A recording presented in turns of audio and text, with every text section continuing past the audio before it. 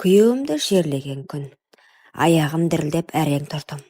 Ел жылап жатыр. Өзімнен бұрын ішімде өліп қалған ешкімді байқамай қалды.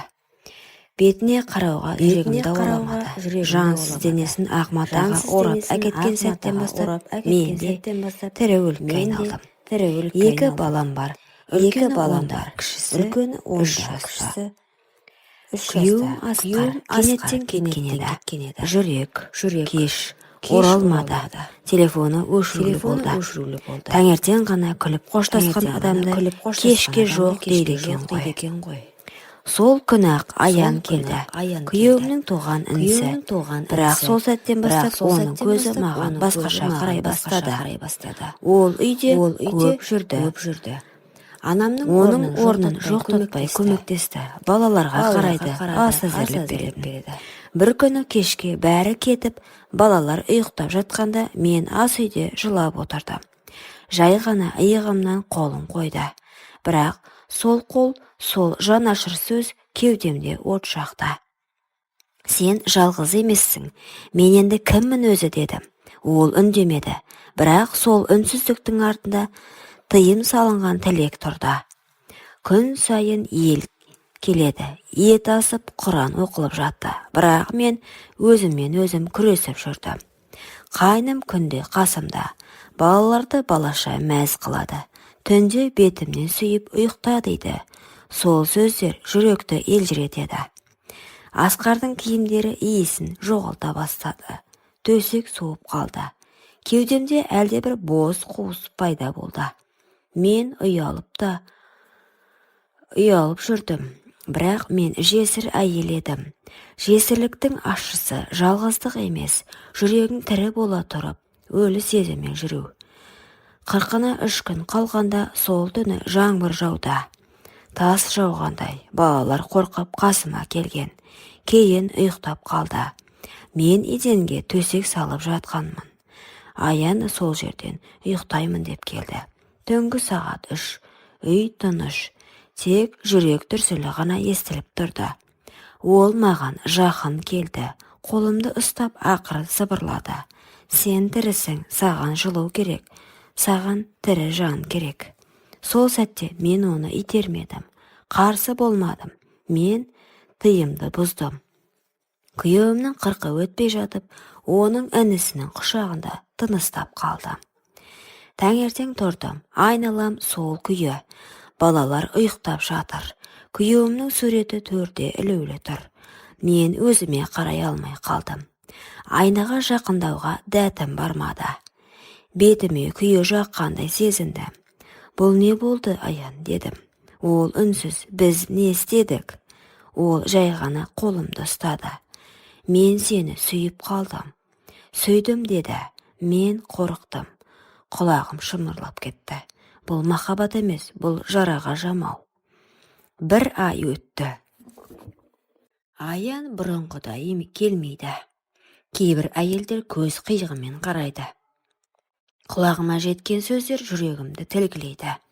Әй, қайнымен жүр дейді. 40-ы өтпей жатып төсегін жылытып та. Бетін күйіп кеткендей.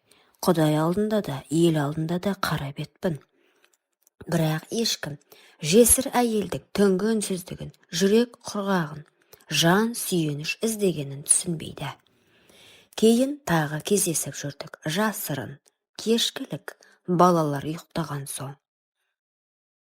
Бірақ бұл жолы сезім емес, бұл нәпсінің нәзік шырғалаңы. Аян да суып бара жатты. Ол менің жүрегімді емес, денемді іздейтіндей. Мен соны түсіндім. Бір күні бізге енді болмайды дедім. Неге? Себебі сен менің күйеуімнің бауырысың. Ал мен саған құр терең күрсінісімді ғана сыйлай аламын. Ол үндемей кетті. Сол кеткеннен мол кетті.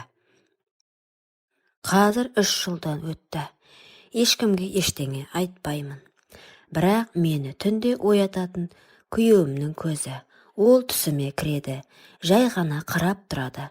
Жыламайды, ашуланбайды, тек жабық есіктің ар жағынан үнсіз қарап тұрады. Мүмкін мен оған сатқындық жасаған шығармын. Мүмкін мен тірі қалғым келген шығар. Бірақ не болса да мен енді ешқашан тыныш ұйықтай алмаймын. 3 ай өтті, Аян келмеді, хабар да жоқ, мен де іздеген жоқпын. Бірақ ішімде бір қуыс, бір үміт әлсін-әлсін оянып, сосын қайта өшіп жүрді. Бір күні есік қағылды. Ашсам сол, Аян. Түрі өзгеріп кетіпті, көздері шаршаған. Қолында 2 ойыншық, балаларға әкеліпті. Кешір деді. Не үшін? Ол басын салбыратып қалды. Сенсіз өмір сүре алмайтынымды кеш түсіндім. Мен ішімнен айқайлап тұрдым. Мені сүйме, мен жесірмін. Мен сенің бауырыңның әйелімін. Менің тәнімде бауырыңның иісі қалған.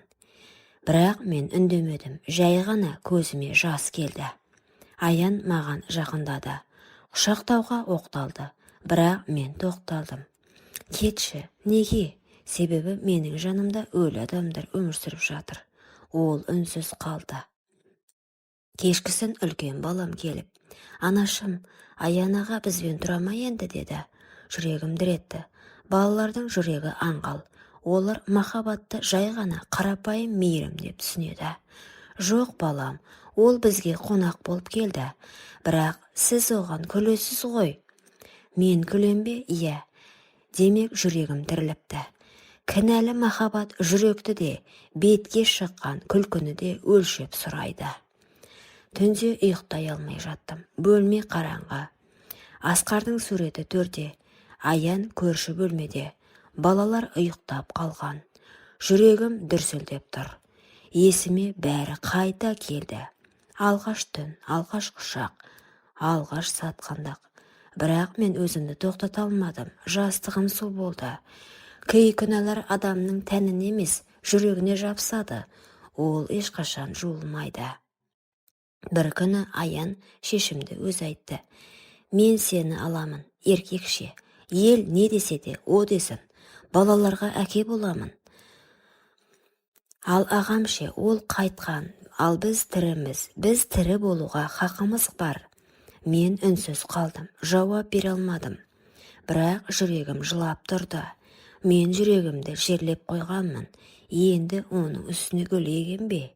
Жоқ, мен тұрмысқа шықпадым. Аян кетті. Өз өмірімен басқа қызбен үйленіпті деп естідім. Мен оны жек көрмеймін, ренжімеймін де. Себебі ол менің өмірімдегі тыйым мен жылаған түндердің көлеңкесі ғана болды. Менің жүрегін күйеуіммен бірге кеткен. Тек анамын. Тек балаларым үшін тірімін. Ал өзім баяғы түннен бері үнсіз жылап жатқан жесірмін. Күйеуімнің зиратына жиі барамын. Сол жерде отырып, мен тірі қалғым келеді. Тек жалғыз қалғым келмеді.